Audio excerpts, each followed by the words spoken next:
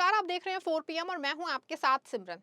खाड़ी क्षेत्र में तनाव जो है एक बार फिर से बढ़ता दिखाई दे रहा है। कुवैत इंटरनेशनल एयरपोर्ट पे हुए हमले ने पूरे मध्य पूर्व की सुरक्षा व्यवस्था पे नए सवाल खड़े कर दिए हैं। जिस क्षेत्र को दुनिया ऊर्जा आपूर्ति की जीवन रेखा मानती है, वहीं अब ड्रोन, मिसाइल और सैन्य टकराव की खबरें सुर्खियों में हैं। सवाल है कि क्या ये सिर्फ एक अलग थलग हमला है या फिर अमेरिका और ईरान के बीच में चल रहे तनाव का नया अध्याय। क्या खाड़ी क्षेत्र एक बड़े संघर्ष की ओर बढ़ रहे हैं और इस पूरे घटनाक्रम का भारत पे क्या असर पड़ सकता है? आइए दोस्तों विस्तार से आपको बताती हूँ। दोस्तों, खाड़ी में एक बार फिर से आसमान से आग बरसी है। कुवैत, वो देश जो अमेरिका का सबसे करीबी खाड़ी सहयोगी है, एक बार फिर से ईरान के ड्रोन और मिसाइलों का निशाना बन रहा है। 3 जून 2026 की सुबह कुवैत इंटरनेशनल एयरपोर्ट पे मिसाइल और ड्रोन हमले हुए। कुवैती अधिकारियों के अनुसार इस हमले में एक व्यक्ति की मौत हुई और 63 लोग घायल हुए। एयरपोर्ट के टर्मिनल 1 को भारी नुकसान पहुंचा और कुछ समय के लिए उड़ान संचालन प्रभावित हुआ। इधर वॉशिंगटन और तेहरान के बीच जो सीज फायर का नाटक चल रहा था, वो अब पूरी तरह बेनकाब हो चुका है। सवाल है कि क्या ये युद्ध और गहरा होने वाला है? क्या तीसरे विश्व युद्ध की चिंगारी खाड़ी से उठ रही है? और इस पूरे खेल में असली बाजीगर कौन है? आइए समझते हैं, परत दर परत जानते हैं। 3 जून 2026 की तड़के जब कुवैत सो रहा था, ईरान के इस्लामिक रिवॉल्यूशनरी गार्ड कोर यानी कि IRGC ने 30 से ज्यादा प्रोजेक्टाइल दागे। ड्रोन, बैलिस्टिक मिसाइलें, एक के बाद एक। निशाना था कुवैत इंटरनेशनल एयरपोर्ट, निशाना था वहां तैनात अमेरिकी सैन्य अड्डे, निशाना था कुवैत की रीढ़। कुवैत के रक्षा मंत्रालय के प्रवक्ता कर्नल सऊद अब्दुल अजीज अल अतवान ने बताया कि टर्मिनल 1 को भारी नुकसान हुआ। एयरपोर्ट का रडार सिस्टम तबाह, ईंधन टैंक क्षतिग्रस्त और हवाई यातायात पूरी तरह ठप। एक व्यक्ति मारा गया, 63 घायल हुए। ये सिर्फ एक हमला नहीं था, ये एक संदेश था, हम नहीं रुकेंगे। IRGC ने दावा किया है कि उन्होंने अमेरिकी सैन्य अड्डों पे सटीक और केंद्रीय मिसाइल हमले किए, जिसमें लक्ष्यों का विनाश हुआ है और आग की लपटें उठी। इसे उन्होंने अमेरिका के पिछले हवाई हमलों का जवाब बताया और ये कोई पहला हमला नहीं था। ब्लूमबर्ग की रिपोर्ट के अनुसार अप्रैल 2026 में जब से सीज फायर लागू हुआ, तब से अब तक कुवैत पे आधा दर्जन से ज्यादा हमले हो चुके हैं और 3 जून का हमला इसमें सबसे भीषण था। सोचिए जरा, सीज फायर में भी हमले, तो फिर ये सीज फायर है क्या? अप्रैल 8, 2026 को अमेरिका और ईरान ने 2 हफ्ते की सीज फायर का ऐलान किया था। दुनिया ने राहत की सांस ली, अखबारों में सुर्खियां छपी, जंग थम गई। लेकिन सच्चाई ये थी कि सीज फायर के ऐलान के चंद घंटों बाद ही UAE, कुवैत और बहरीन पे हमले हुए। अमेरिकी सेंट्रल कमांड सेंटकॉम ने बताया कि 2 जून को ईरान ने कुवैत में तैनात अमेरिकी फौज पे 2 बैलिस्टिक मिसाइलें दागी। अमेरिका ने उनको मार गिराया। जवाब में अमेरिका ने ईरान के रडार और ड्रोन अड्डों पे बमबारी की। फिर ईरान ने हमला किया। एक तरफ विदेश मंत्री मार्को रूबियो कह रहे हैं कि युद्ध खत्म हो गया, दूसरी तरफ सेंटकॉम ईरानी ड्रोन मार गिरा रहा है। एक तरफ ट्रंप कहते हैं कि डील इस वीकेंड हो सकती है, दूसरी तरफ कुवैत का एयरपोर्ट जल रहा है। ये सीज फायर है या सर्कस? ये सब एकदम से नहीं हुआ है। इस आग की जड़ें जो हैं वो गहरी हैं। जून 2025 में अमेरिका ने ईरान के परमाणु ठिकानों पे हमला किया। ऑपरेशन एपिक फ्यूरी, ईरान के यूरेनियम संवर्धन केंद्र फोर्डो, तनाज, इस्फहान अमेरिकी बमों से दहल उठे। जवाब में ईरान ने कतर के अल उदैद एयरबेस पे 14 मिसाइलें दागी। 28 फरवरी 2026 को ईरान ने कुवैत में अमेरिकी और कुवैती ठिकानों पे व्यापक हमले शुरू कर दिए। 97 बैलिस्टिक मिसाइलें और 283 ड्रोन दागे गए। शाइबा बंदरगाह के पास अमेरिकी ऑपरेशन सेंटर पे हमले में 6 अमेरिकी सैन्य मारे गए, दर्जनों घायल हुए। कैंप बहूरिंग पे ड्रोन हमला हुआ। अमेरिकी दूतावास को मिसाइल से निशाना बनाया गया। 4 कुवैती सैनिक शहीद हुए, 77 घायल हुए। और अब जून 2026 में फिर हमला, यानी ये युद्ध किसी मोर्चे पे थमा नहीं। NPR ने एक बेहद महत्वपूर्ण बात लिखी है। इस हमले ने खाड़ी देशों के निवासियों और यात्रियों के लिए उस धारणा को तोड़ दिया है जिसमें वो खुद को जंग से सुरक्षित मानते थे। कुवैत में 13,000 से ज्यादा अमेरिकी सैनिक हैं। कैंप बुहरिंग, कैंप कनाडा, अली अल सलेम एयरबेस, ये अमेरिका का मध्य पूर्व में सबसे बड़ा सैन्य केंद्र है और यही वजह है कि ईरान ने कुवैत को निशाना बनाया। ईरान के लिए कुवैत अमेरिकी मौजूदगी का प्रतीक है। कुवैत के लिए जो है ये उसकी संप्रभुता पे हमला है।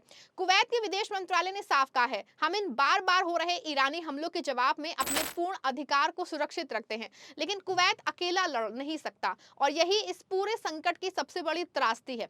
ये संकट सिर्फ कुवैत तक सीमित नहीं है। CNN की रिपोर्ट के अनुसार ईरान ने बहरीन में भी अमेरिकी अड्डों को निशाना बनाया। होर्मुज जल डमरू मध्य के पास एक जहाज पे हमले का दावा किया। यूएई के एयर डिफेंस सिस्टम मिसाइलों और ड्रोन रोकते रहे।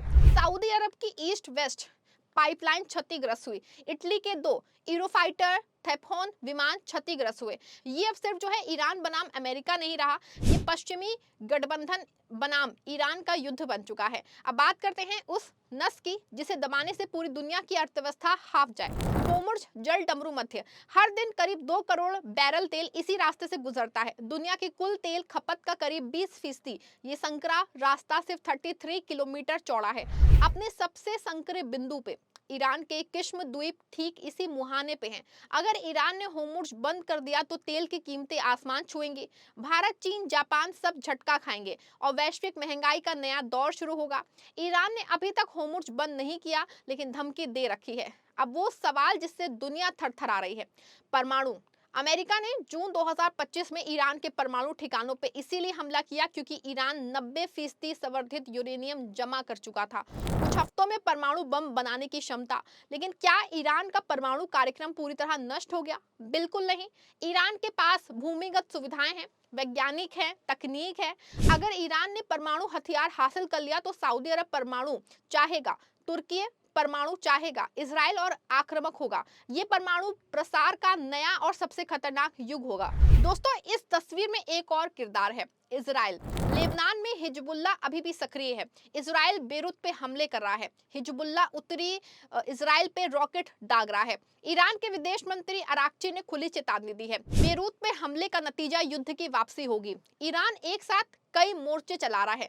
कुवैत में अमेरिका से, लेबनान में हिजबुल्लाह के जरिए, इजराइल से, यमन में हूतियों के जरिए, लाल सागर में, इराक में मलेशिया के जरिए। रूस और चीन दोनों चुप हैं, लेकिन चालाक है। दोस्तों, रूस चाहता है कि ईरान बचा रहे और अमेरिका उलझा रहे। चीन चाहता है अमेरिका मध्य पूर्व में उलझा रहे ताकि वो ताइवान पे ध्यान दे सके।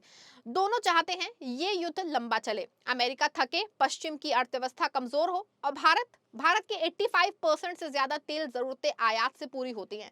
खाड़ी में 90 लाख से ज्यादा भारतीय प्रवासी हैं। कुवैत में ही तकरीबन 10 लाख। जब कुवैत का एयरबेस बंद होता है तो उसकी घर वापसी रुकती है। जब होर्मुज खतरे में होता है तो भारत की LNG आपूर्ति खतरे में होती है। भारत सरकार ने अब तक संतुलित रूप रखा है, लेकिन जब आग इतनी बड़ी हो तो संतुलन कब तक काम करेगा? आगे क्या होगा? 3 संभावनाएं हैं।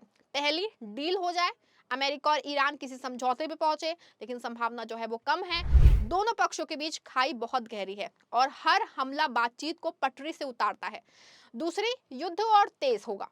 कोई एक बड़ा हमला जिससे बड़ी तादाद में अमेरिकी सैनिक मारे जाएं, अमेरिका का तीखा पलटवार, ईरान होर्मुज बंद करे, इजराइल ईरान पे सीधे हमला करे, ये सबसे खतरनाक रास्ता है। तीसरी, थकान वाला ठहराव। दोनों पक्ष एक दूसरे को नुकसान पहुंचाते रहे, कोई निर्णायक जीत नहीं, कोई स्थायी शांति नहीं। ये अभी हो रहा है और ये खाड़ी के देशों के लिए सबसे जो है लंबी और तकलीफदेह स्थिति है। तो दोस्तों, कुवैत का एयरपोर्ट जला, ये सिर्फ एक हमला नहीं था, ये एक चेतावनी थी। ईरान ने साफ कर दिया है कि जब तक अमेरिका हमारे ऊपर हमले करेगा, हम उसके दोस्तों को चैन से नहीं बैठने देंगे।